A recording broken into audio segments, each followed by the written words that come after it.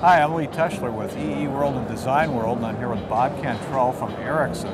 Recently, Ericsson, along with muRata and CUI, formed a consortium in the power area. And Bob's going to tell us a little bit about some of the developments they've got coming down the pike. Bob, why was the consortium formed, first of all? Well, the consortium, which is called the AMP Consortium, that stands for the Architects of Modern Power.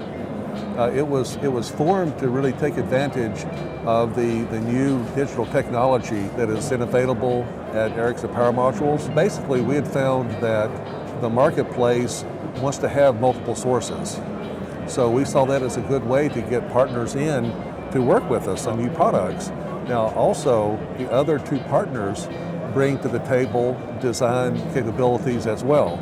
So really all three of us are providing designs for different sectors of the marketplace. And what we want to do is to make truly compatible products across the market for customers. Whereas in the past, some consortiums have been more for mechanical footprints only. So you can have a given pinout, but there's no guarantee a part would perform in your circuit. Now what we are doing is with the AMP products is making sure there's true interoperability between any of the three vendors that a customer were to choose. So they have an automatic second source for any product that we have in the AMP consortium. One of the things that we're working on now is coming up with developing a common GUI. It'll be labeled as an AMP GUI. And what that does is when a customer has multiple sources, they don't have to load several configurations of software.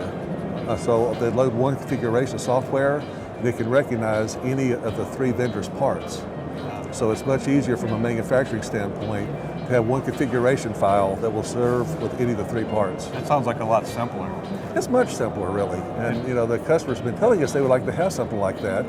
And also what we're doing is also developing additional products that will be coming out throughout the year, this year and into next year and beyond. We have a truly solid engineering collaboration between the three companies in developing new products as well.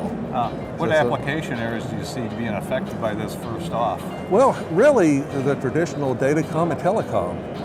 I think there's some of the big winners of this. We have obviously the really high power products will be coming out later this year. The consortium very high power quarter bricks we'll be releasing, and we also have the products down to 1/8 bricks. Also on the non-isolated side, we have point of loads from 6 amps all the way up to 120 amps in single and multi-phase.